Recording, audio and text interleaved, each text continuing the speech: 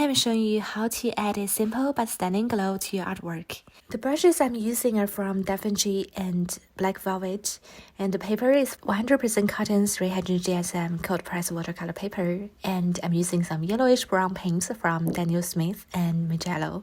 I've included all the details below. However, feel free to choose colors you'd prefer for the background or use similar colors to mine. First, I squeeze some English Red Ochre and Iridescent Gold next to each other on dry paper. If you don't have a tube of your ideal color for thick paint, I recommend using paint or brands that are easy to rehydrate from your tin so you can achieve a thick, vibrant result. And if it's possible, choose paints that are light staining, as this will give you more time to play around with the lifting process, which I will show you later in this video. Then I squeeze a little Imperial purple a bit further apart. You can choose any paint or color you like for your background. Now I'm using a watery brush to extend the color to fill a large area of the paper.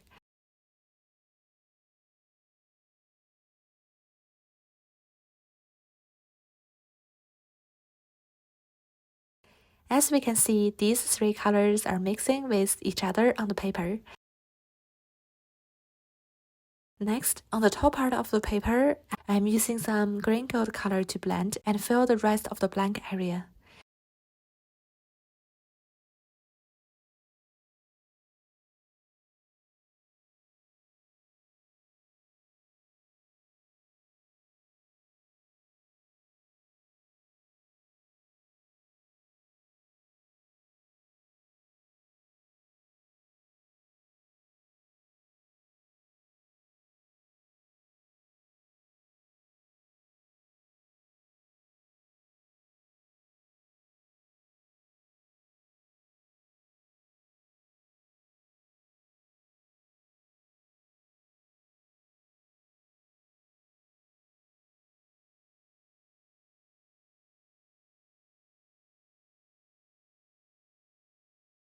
Now I'm using a clean dry brush to lift some color in the shape of large circles from the background. And for each time we absorb the color to the brush, we can dry it on a clean napkin, or if it ends up holding onto too much paint, we should wash it and then continue.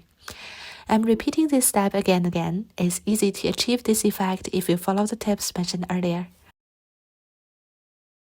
When the paper is half dry but not completely dry, I add some dark, thick colors to blend into parts of the background, creating more depth and variety.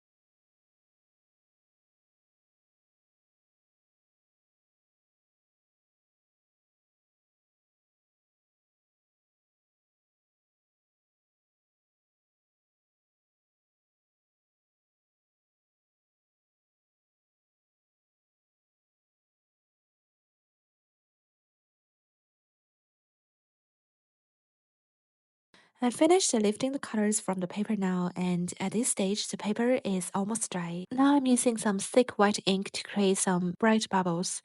I highly recommend not skipping this step, as the bubbles created with the white ink will be the brightest and greatly enhance the overall effect.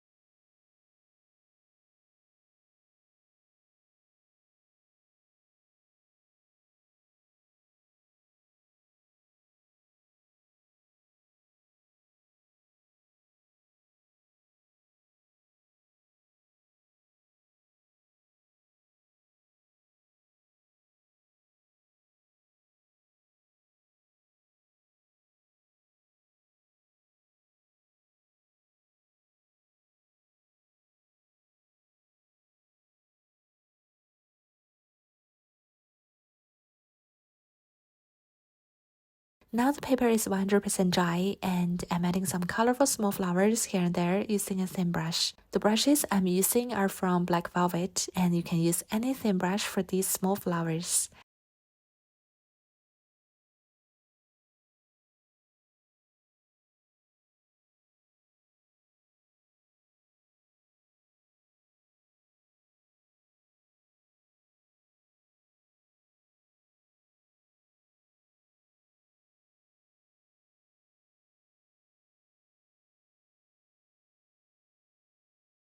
When we are painting flowers closer to the lighter bubbles, paint them fainter.